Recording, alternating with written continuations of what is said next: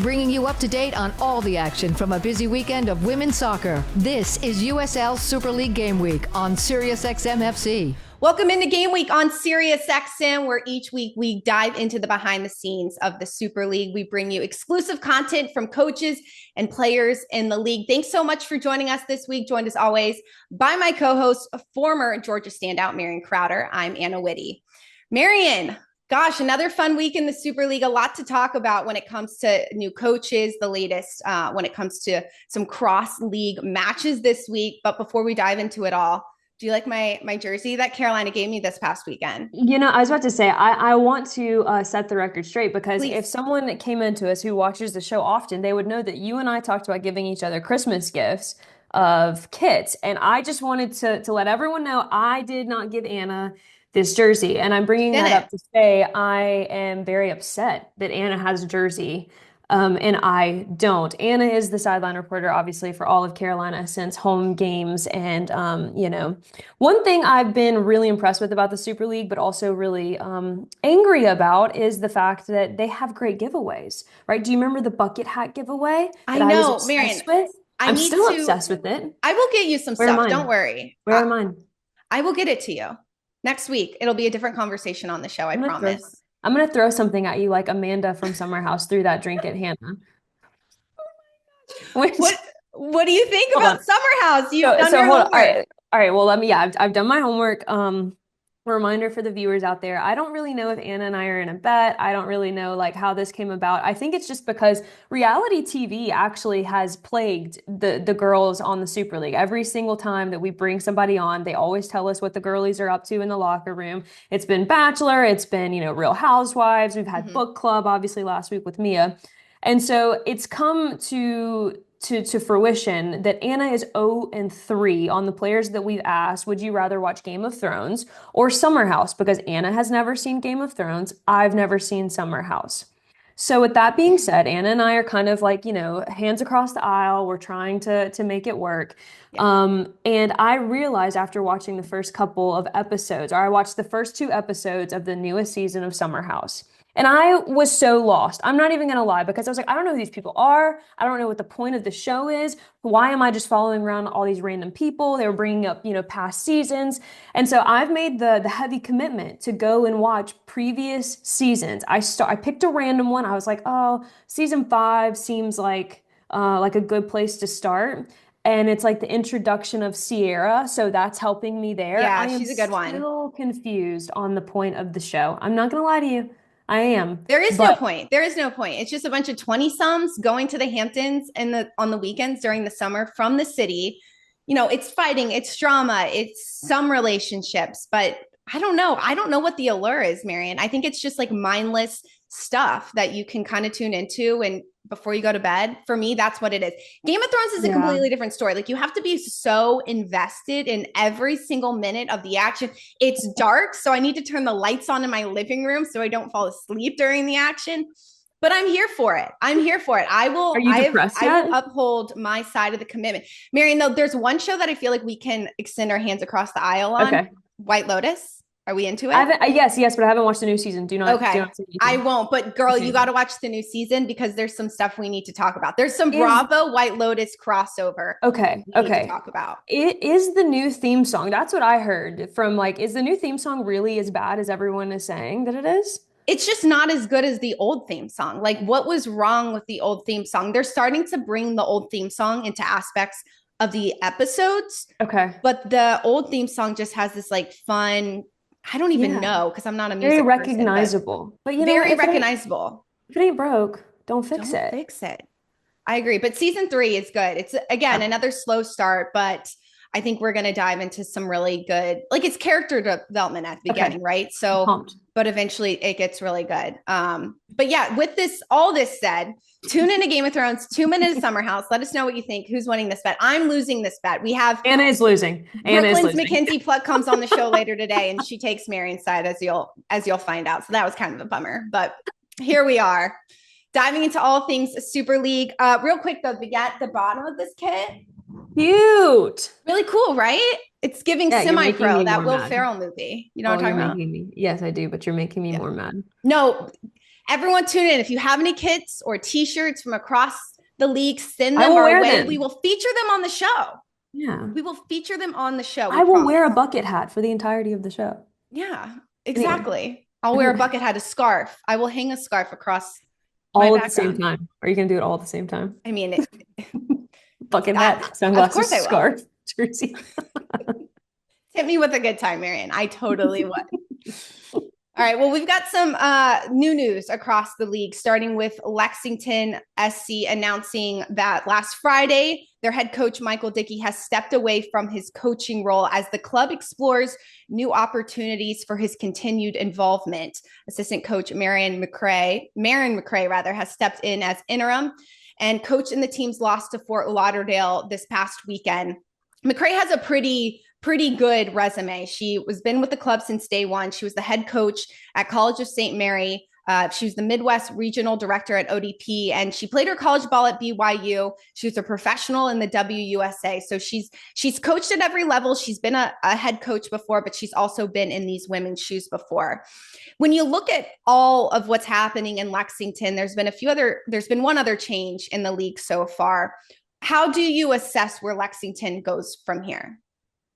Yeah, I feel like it's important to understand kind of how big of a deal certain things are based off a team or a club or an organization's track record, right? If they're doing something totally unprecedented, we're having different conversations than perhaps this situation right now. So just to put it into perspective, Lexington Sporting Club, which obviously encompasses the men's side as well, their track record to keep coaches hasn't been necessarily the best. And I use the word keep very sparingly because it's not like you read the statement. It's not like Mike Dickey seems to be going anywhere from the club. It seems like they do still want him involved, but they're on their sixth coach, including the two interims, across two teams in fewer than 3 total seasons. And so if you look at the USL League One season, that's the men's side, that started in 2023. They had Sam Stockley, and then they have an interim, Nacho Novo, who came in the middle of the 2023 season. And then they hired Darren Powell for the 2024 season. You look at the USL Super League, which obviously started playing in 2024. Mike Dickey is named the coach. Marion McCrary is now the interim. And then the League One team that will be jumping to the championship season already has a new coach in place, Terry Boss, for the 2025 season. So I say all that to say that this is not an unprecedented thing for Lexington Sporting Club. It's actually right on track with how this organization offers. I do think it's interesting that out of those 6 coaches I just named, only one of them, Anna, is actually no longer involved at all with the club. So their statement runs right for par for what we've seen from them in the past couple of seasons. Now, what does this mean for the players, right? So player perspective, I think something that many people don't realize is that the associate head coach or the head assistant coach, however you want to phrase that, they often do the bulk of the day-to-day in terms of leading training sessions, in terms of film review, in terms of maybe some one-off, kind of smaller group sessions. The associate head coach is really a dominant voice throughout the day-to-day interactions with these players. And really, I think the only thing that changes from a player perspective is knowing that voice you're used to, kind of running your training sessions, maybe leading your film review, that voice is now the final decision maker. And so maybe that's the only perspective shift is, that the decision lies now with Marion McCrary as opposed to Mike Dickey. But it doesn't concern me for a player because, as you led to, she is well equipped to handle a growing league, right? She is well equipped to handle, from all of her time, kind of an up and coming team finding their identity. And I have to believe that she has also been a very dominant voice in that locker room for some time. So do I really think that much changes for the players with her stepping into that role? No. No, not much will change. And I think it's great in some ways because McCray comes from where she's been part of new growing leagues before. Yeah. She's been a professional player herself. So she's literally been in these players' shoes before. This is a brand new league for Lexington, obviously. And their last 16 matches, they've lost 10 of them. So something does have to change for them to continue to turn the tide for themselves. They've added some key pieces. They've got some really nice combinations. It hasn't come to fruition quite yet, but sitting at the bottom of the table and not having made much movement, this is a good decision for Lexington, and McCrae's somebody who has the experience in the area as well. I think she's knowledgeable of the talent around her. Being part of ODP, also, she's seen a lot of these girls come up through the ranks, has followed them, and she'll figure out what this club needs. So I'm excited for this club. I wish Coach Dickey the absolute best. He's always been somebody that both you and I have really enjoyed talking with on the coach calls. He'll probably continue to be involved in the club as the statement read. But this is McCrae's time to shine as the interim head coach, and we can't wait to see what she does with it. All right. Well, we've got plenty left to talk about here on game week. We've got an exciting cross-league matchup. Mackenzie Pluck joins the show. Don't go anywhere. This is game week on SiriusXM. Bringing you up to date on all the action from a busy weekend of women's soccer. This is USL Super League Game Week on SiriusXM FC. Welcome back to Game Week on SiriusXM. Well, the NWSL's Gotham will travel to the Sunshine State this week. They'll take on Fort Lauderdale on Wednesday night, and they'll take on Tampa Bay Sun on Sunday in 2 cross-league matchups. Gotham, a team who won the NWSL back in 2023. They have additions like Rose Lavelle, Emily Sonnet, and Germany national team goalkeeper Ann-Katrin Berger. This is huge for both leagues and for the women's game in particular. But what is this going to do in particularly for the Super League, Marion? Exposure. And I think that is exactly what this league is going to need consistently for the next couple of years.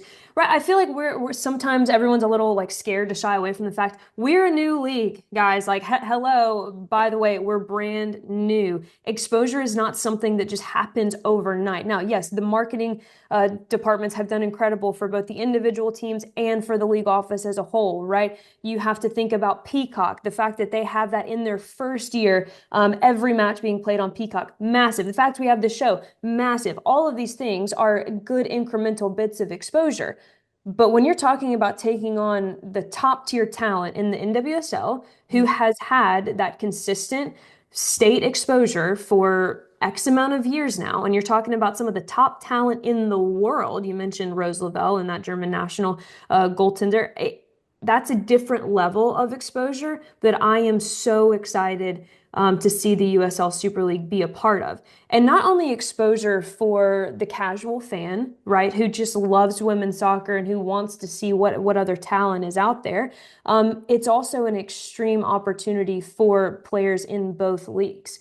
Because if you think, and you and I have alluded to this, and I think we saw it with the Futures Camp and some of the new personnel that Emma Hayes brought in. But if you think, and it's not broadcasted, at least to our knowledge, but if you think that Emma Hayes is not going to have personnel there, I think you've got another thing coming, right? This is an incredible opportunity for the players that she knows can compete at the highest level in the world, with perhaps some new faces that she really wants to see how that comes across. And what an opportunity for these players, both just in terms of exposure to the general audience and the Gen Pop, but also to the higher levels and the Emma Hayeses of the world. Emma Hayes has even brought in some of these Super League players into her camps. Dallas's Lexi Missimo being one of the big ones as the Futures Camp. But you also just look at what this does for the professional soccer in the United States. Tampa Bay's president and general manager, Christina Unkel, said this game in particular represents a significant milestone for both leagues and serves as a testament to matches. And to be fair, this is Gotham's preseason match. So we're not going to see Gotham going at the level that they will potentially be going as this season continues to progress. But you could say the same thing for Tampa Bay and Fort Lauderdale. This is the second half of the season. They've had this preseason in between seasons, and they're still trying to get their footing. So a fantastic matchup for both sides. Yeah, and I'm really glad that it's happening now, because I think Fort Lauderdale and Tampa Bay are really finding form. I mean, I thought that Tampa Bay Brooklyn match last weekend was phenomenal. I thought it was end to end. I thought that it was intelligent. It was a bit of a slow burn. And then Fort Lauderdale, my goodness, in the second half, night and day different kind of team, and a team that I'm particularly excited about for their matchup, because they do have those players that, regardless of if they've got the longer spells of possession, regardless of if they're technically the better team on the day, they've got those players who need but just a second, right? You saw Jasmine Hamid's goal last weekend. That was a two-touch just banger, and you have to just look around and say, did that really just happen? I remember watching the replay being like, good for you. There's not too much that anybody can do about that. So I'm pumped that it's not only happening, but that it's happening with Fort Lauderdale and Tampa Bay looking like they do. I think, Anna, the breadcrumb that I'm going to leave that I would like to know is, you and I are both involved on the men's side, right? We cover Open Cup, which is coming up here in about a month. And we have potentially the makings, or we'll see maybe the interest in a women's US Open Cup. Yeah. What a fun time that would be. That would be I know nothing, amazing. guys. I know nothing. No, you don't. And I don't either. So this is just all of what Marion wants to see. And I co-sign this. And I think we've even heard NWSL in the past mention mid-season tournaments. They would love to see that. Super League would love to see that as well. And that this could be a great opportunity, again, just to expose all the women playing in these leagues. There is so much talent here, and it doesn't just stop with one league or the other. I'd also like to mention too, there are some players on Tampa Bay and Fort Lauderdale who didn't have the success in the NWSL that they have said that maybe that they would have liked to have. This is an opportunity for them to go out there and prove why they are really excelling right now underneath either leadership, and to really prove that, you know, Super League is coming in and doing big things. And so are they as individuals. Yeah, I think the cool thing too is, and you'll hear it in the interview with Mackenzie Pluck later, is that there's a little bit of jealousy around the Super League for this opportunity, because the players understand that it is a different type of exposure than they've gotten so far. And I just hope that all goes, you know, I hope a couple of things, right? Logistically, things go well. That's one of the things that can turn you off very quickly as an organization, to not want to do something again.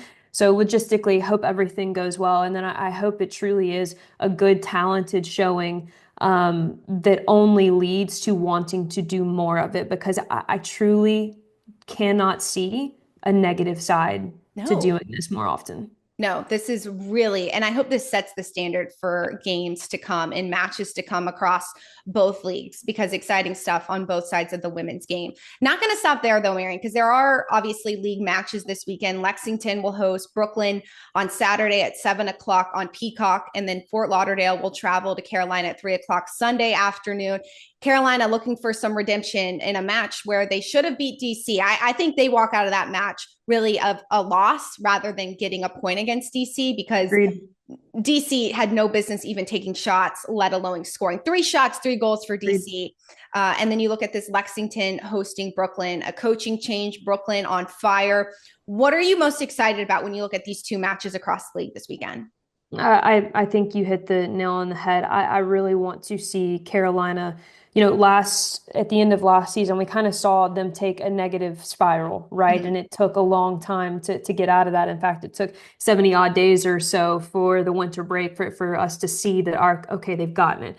I want them to quickly turn this one around, right? I think it's very important in these situations, especially as we're closing into playoff pictures and starting to talk about those numbers in our standings conversations. I think it's even more important for them to quickly nip performances like that in the butt, because you're right. Like, look, kudos to DC for doing what you did, and for capitalizing on the mistakes. But I want to be very frank, they were mistakes. Defensively, that game was sloppy, and there's no way to not say that. And if you're talking about a Carolina team who has been very vocal about the fact that they want a championship and that is their standard, that has to change very quickly, and it has to change this weekend. Defensively is the key word there, Marion. We've never seen a defensive breakdown from Carolina in the match that we saw against DC. And Coach Poole talked about putting Jenna Butler into that starting 11 these last 2 matches, saying that she's one of those players who can help them build. She has confidence, great size. But he also mentioned there are players on his bench and within his system that he wants to keep those individuals on their toes. So we might see a back line change up potentially, maybe certain aspects of the starting 11, just to go out there and prove that there's depth on this Carolina bench. And he wants to see what everyone can bring.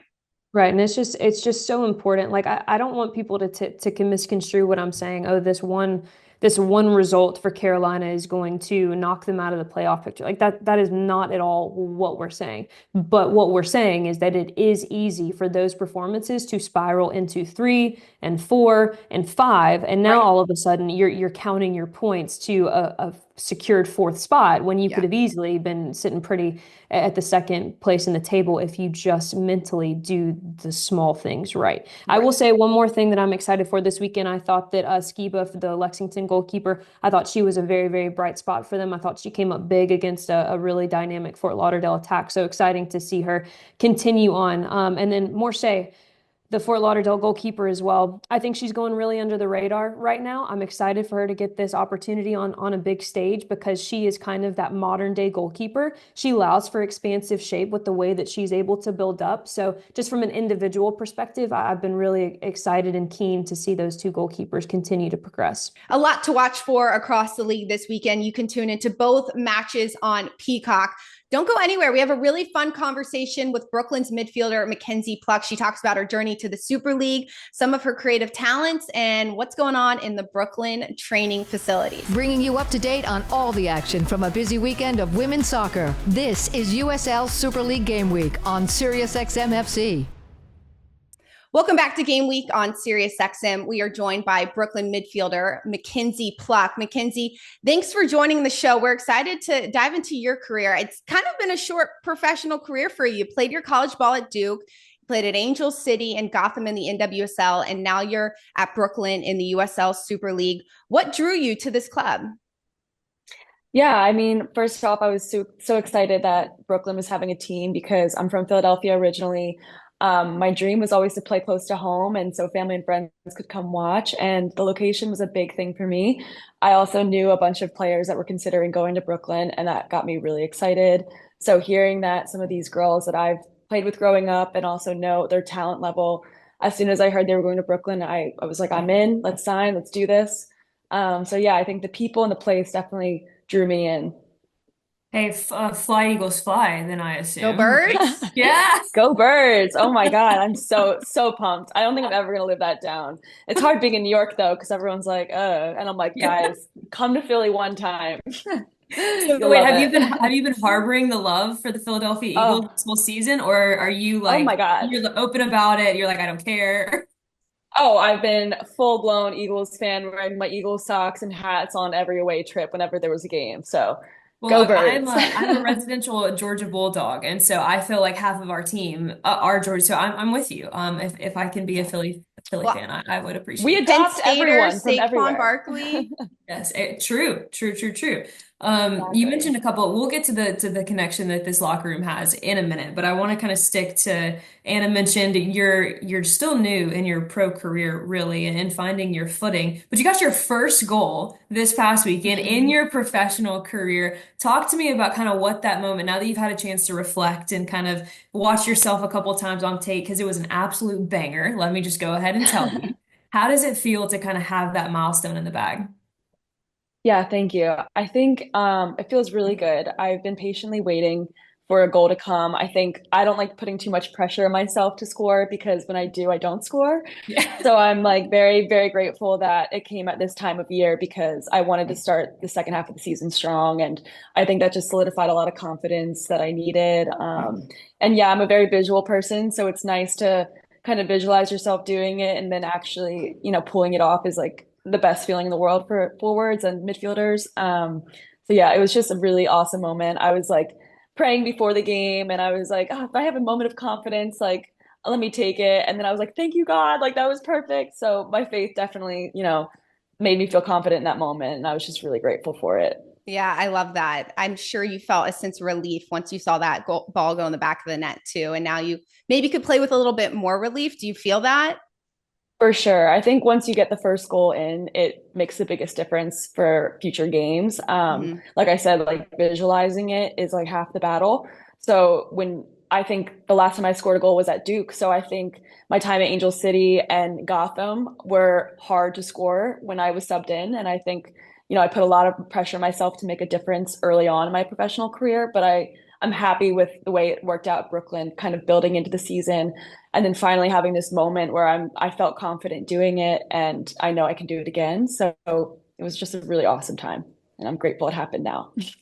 Yeah, you mentioned a couple of people in that: Kelsey Hill, Niku Purcell, Sam Kroger, Sasha, Jess. I mean, a ton of you girls all have connections through Angel City, which was actually your first stop in the NWSL. And we've talked about you guys are in a really interesting spot, right? Because you're the only team that's in like a major city. And with that come transport issues, right? Kind of having a shared field and the flexible schedule that has to come with that. But you guys seem to have such deep connections. It's very evident with the way that you play. It's also, we've had a couple of different Brooklyn girls on this show, and it's been one of the first things that always comes out of your mouth is just that connection and that bond in the locker room. Yeah, for sure. I think that is the number one thing that makes our team special. I've never been on a team with this genuine of a group, and I think both on the field and off the field, I've never connected to a group more. I don't know if it's an age thing, like we all kind of are in Yeah. similar age groups and we're experiencing similar, life changes. But I also know that like every single person here is always looking out for the one next to them, and that's not always the case as a professional. So I think that's been such a big difference, just building chemistry, encouraging one another. It's just such a positive environment despite, the adversity of kind of being in the logistical nightmare we are sometimes with Brooklyn. And I think like that's truly what carries us through the adversity on and off the field. I'm sure the fact that you guys are all really tight, good friends, made your trip to Italy and in between preseason really fun. What was that experience like on and off the field in Italy? Like I said, it was a classic Brooklyn experience, meaning it was awesome, but it was just a lot of unknown. Okay. Which I was really grateful. I got to like go to this trip and experience this with like some of my best friends. That was probably like the highlight of, just getting to experience a different culture. But with that comes, a different culture, a different way of life, a different schedule. Like everything just felt different, which was good for us to kind of adapt to and still play at a high level. So I think it was a really cool experience overall, and I'm grateful that it made preseason more fun in a way. I think sometimes you get into the preseason grind and you're like, wow, we're starting the second year. And I'm like, this is exciting. Like we get to go to Italy, we get to enjoy this and make the most of it. And I think, we got to play Napoli, and playing European soccer is different than American soccer. And I think it was really good for us to kind of get that feel early on because we want to obviously bring in more of a technical style of play to the USL as much as we can. This is my last kind of soccer-ish question for you, and it's just I feel like we're in an interesting position in the Super League because we do have that winter break, and you don't always, especially at the professional level, you don't always get kind of that chance to reflect and really kind of say, all right, I have metrics to go off of. Here's where I want to improve. Here's my goal moving forward into the second part of the season, which is a really nice place to be as a player. So for you, kind of, I feel like that Italy trip probably also had some reflection moments for you personally, for probably you guys as a team. What is, the ultimate goal on both fronts coming into the spring season? Yeah, I think, having like 70 days or so of no soccer is, well, technically just as a group, Yeah. was a little daunting to take on. It almost feels like a new year. But I think it was good for us because we just want to build on what we had in the fall in a lot of ways. And our team really hasn't changed a lot. So I think it's more of us all exploring our strengths a lot more in different positions while also just finding like the chemistry between certain players and different ways of movement, I think has been huge for us.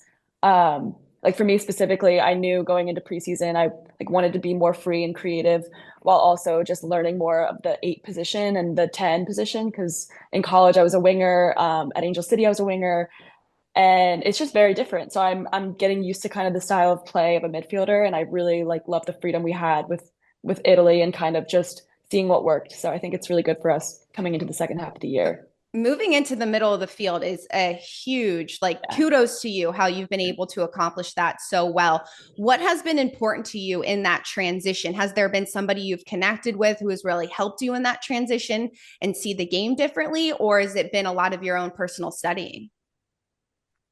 I think it's both. I think a lot of players in this team have adapted to different positions, and I think I felt lucky coming from a position of being an NTR with Gotham because I did get moved around in a lot of places. And Mhm. I think that's kind of the evolution of the game. I think a lot of players are going to have to start to learn 2 to 3 positions minimum, just because it helps you kind of adapt to different, formation changes or whatnot. And I think, just being with people who are very adaptable and honestly coachable has been the biggest difference. And, like, you feel very free flowing and not stuck in your one way or position. Like, you kind of just learn yours and the ones around you to better adapt for them and for yourself.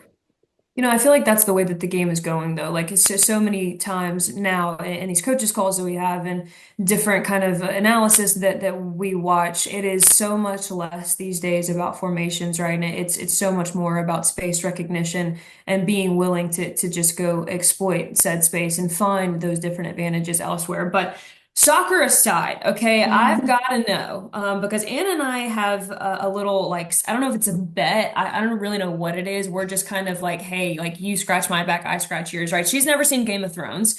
Okay, we all have established that. I've like put it all over social media, which to me is wild. She's making me watch Summer House, which I'm not gonna lie to you guys, I'm She still like knows. trying to figure out the point. I'm getting there though. Like I'm getting there. I'm trying to find some context. I actually had to go back a couple of seasons because I started watching the most recent season. I was like, I don't even know who these people are. I Yeah, don't even that's know who these fair. people are, right? So I like had to go back. I'm on like season 5 or something. All that aside, what are the girlies in Brooklyn up to? Oh, we have our shows down. Right now, we're like all on Apple TV with Silo and Severance, like Silo is hardcore. so underrated. Silo is I So haven't heard about this underrated. one. What is this Oh one? my gosh. Okay, wild. so Silo, they're all kind of dystopian, which I don't know if is good Yeah. for I mental love health, that. but we love Yeah. it. It's so fun. Yeah, it's it's it's honestly great binge watching, and I think it's honestly like so good because the first couple episodes it takes like a second to get into it, Yeah. and then once like episode 3 hits, you're like, oh shit, like what's gonna Yeah. go on? And then I think like at one point our whole team was like downloaded it for the trip to Italy, and we binge watched the whole Stop. series. I We love like that. were like, oh my God. I Yeah, need it to was put honestly the Severance. talk of the town. Yeah, no, that's good. I like that. Severance is on my list of things to watch for sure. And I am Game of Thrones, it's a slow start. It's slow It moving is. from the beginning, but we'll get into it. We'll get into it. Yeah, it's a fun bet. We need do you know Yeah, of just what do you yeah. think about this, Mackenzie? Game of Thrones, Summer House, have you seen both or none? I've heard of Summer House and I've seen all of Game of Thrones. Oh I would gosh. just All say if right. you don't have like a taste for gore, just good luck with Game of I Thrones. know. Like I got used to it, but it was so good plot wise, but like Yes. sometimes I was like, that's so unnecessary. No, Yes. it's Yes. That's that how I is the felt. that is the best way to put it. There Yeah. are definitely moments in Game of Thrones where you're like, what did this add to the plot? Rather Right. than like freak me out. Yeah. So Anna, yeah, Exactly. you're I right. mean, Very I'm well. 0-3 on this. Like every player we have talked to takes Marion's side, which is fine. We'll find the one. We'll find the one. She's out there somewhere. But Mackenzie, before we let you go, I want to ask you about your creative career, because I know you have an Instagram account called Scribble Bird. How did you get into drawing? First of all, your drawings are really Yeah, you're impressive. so talented. You're Oh, thank extremely you. talented. Like, how did you get into drawing? Yeah, so in undergrad I minored in visual arts, and during my time in college before NIL became a thing, we couldn't like associate my name with my art because like I Okay. couldn't sell it for my name kind of thing. So that's why I had to use like Yeah. Scribblebird or some random cover name, and I just ended up keeping it because people recognized it after using it for a while. Yeah. But eventually I would like to change it to my name because everyone's like, what the heck is Scribblebird? But yeah, I started drawing for people kind of like just to keep the practice up because I wasn't doing it as much playing soccer. And I love it's kind of like you lose it a little if you don't use it. So I Mhm. wanted to keep practicing and drawing, and people were just kind of asking for like gifts and requests for like birthdays and Christmas. And so I got a lot of experience drawing a lot of different things. And yeah, I love doing something sentimental for people. Like it just means the most. And that's kind of why I draw. But yeah, hopefully someday I can take it into something bigger than it is. It's more of just like a gifting service right now. But Yeah. I do really, really enjoy it. And it brings like a balance to my life with sport and with, all the extra things we do, I think that's like my favorite by far. Yeah, no, that's important. I saw where you drew a picture for your former Angel City teammate, Allie Riley, coming back from the World Cup. And she said she was in tears when she received that. Like, how cool. That's really cool that you thought about her in that moment and were able to gift her something so special. Yeah, I just feel really lucky that I can do that because I think it does make a difference for someone. Like I love writing letters and doing things more sentimental for people, but drawing is something I enjoy, and I know it makes people feel like they're seen and like you're paying attention to them. So that's my favorite thing for sure. Yeah, very cool. Well, Mackenzie, thank you so much for joining us. So fun to learn a little bit more about your journey and a little bit about you off the field. Congratulations on all your success. That banger. We hope to see more this upcoming weekend. More bangers. Thank you, guys. We'll see you later. Have a good one. All right, you too. Bye-bye. Thanks so much for joining us this week on Game Week. You can tune in every single Wednesday on the SiriusXM app, or you can watch us on USL's YouTube page. Thanks so much for joining us. Make sure to tune in to both matches this weekend, and we'll see you next week. Have a good one. You've been listening to USL Super League Game Week on SiriusXM FC.